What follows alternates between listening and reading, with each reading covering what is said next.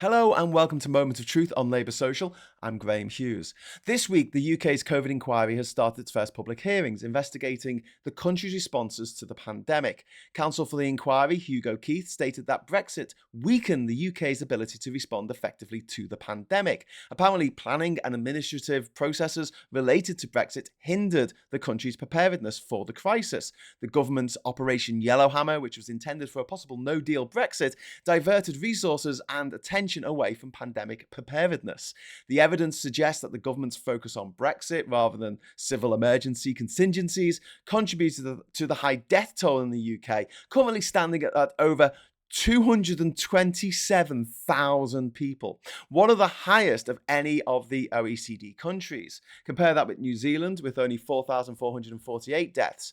Oh, but the population of New Zealand is less than 5 million, Graham. Yeah, okay. Well, let's look at Japan instead. Population over 125 million, almost twice ours. Their deaths from COVID were less than 75,000, a fraction of what we suffered in the UK.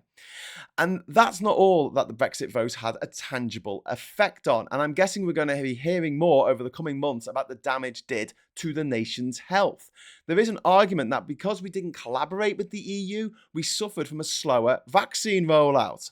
This was a result of precautions taken due to a small number of cases of blood clots in younger people with the AstraZeneca jab, meaning we couldn't source as much of the alternative, Pfizer, as we otherwise could have done over the summer of 2021.